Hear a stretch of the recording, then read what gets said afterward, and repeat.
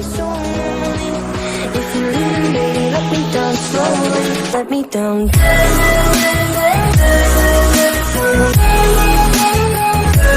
आइए देखते हैं उन 8 चिरंजीवी के बारे में।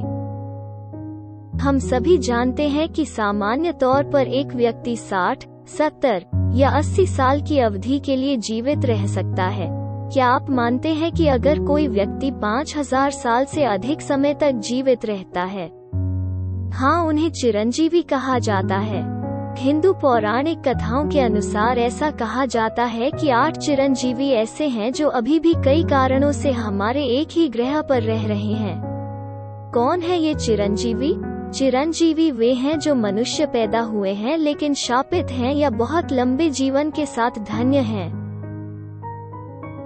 वेद व्यास, ऋषि जिन्होंने महाभारत की रचना की, उनका जन्म त्रेता युग के अंत में हुआ था और उन्होंने संपूर्ण द्वापर युग को देखा और कलियुग के प्रारंभिक चरण को देखा।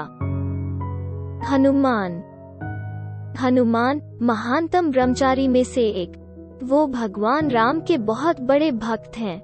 वो निस्वार्थता, साहस, भक्ति, बुद्धि, शक्ति और धार्मिकता के प्रतीक हैं। परशुराम विष्णु के छठे अवतार, वो सभी अस्त्रों और दिव्य अस्त्रों का ज्ञाता है। कल्कि पुराण लिखता है कि वो समय के अंत में कल्कि के मार्शल गुरु के रूप में फिर से उभरेगा। फिर वो अंतिम अवतार को अंतिम समय में मानव जाति को बचाने के लिए आवश्यक दैवीय हथियार प्राप्त करने के लिए तपस्या करने का निर्देश देगा। विभीषण रावण का भाई, जिसने रावण से युद्ध करने से पहले राम के सामने आत्मसमर्पण कर दिया था। राम द्वारा रावण के वध के बाद में उन्हें लंका का राजा बना दिया गया। वो धार्मिकता के लिए खड़ा है जिसे दीर्घायु का वरदान पृथ्वी पर रहने का था। महाबली राक्षसों या असुरों का राजा जो वर्तमान केरल के आसपास कहीं मौजूद थे। उन्हें विष्णु के वामन अवतार द्वारा पाताल लोक में भेजा गया था। ऐसा कहा जाता है कि हर साल ओणम के दिन वो केरल के क्षेत्र में रहने वाले अपने लोगों से मिलने के लिए स्वर्ग से पृथ्वी पर उतरते हैं। कृपा महाभारत में राजकुमारों के शाही गुरु, वो निष्पक्षता और अपने छात्रों को अपने बच्चों के रूप में मानने के कारण लंबे जीवन के लिए जाने जाते हैं। वो अपने भतीजे अश्वत्थामा के साथ उन सभी योद्धाओं में से एकमात्र जीवित बचे हैं जो वास्तव में कुरुक्षेत्र युद्ध में लड़े थे।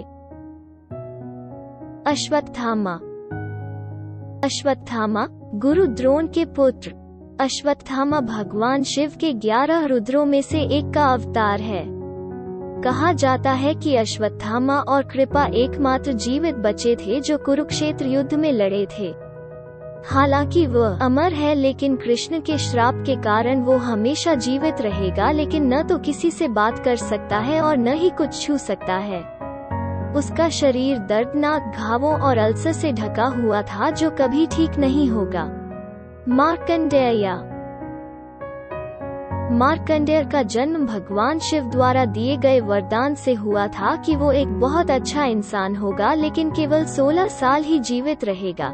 जैसे ही वो दिन आया जहां मृत्यु के देवता यम लड़कों की जान लेने आए, मार्कंडेय शिव से प्रार्थना कर रहे थे और यम ने अपना फंदा फेंक दिया जिसने शिवलिंग और मार्कंडेय दोनों को घेर लिया। क्रोधित भगवान शिव शिवलिंग से बाहर आ गए। तब शिव ने मार्कंडेय को हमेशा 16 साल का लड़का होने का आशीर्वाद दिया।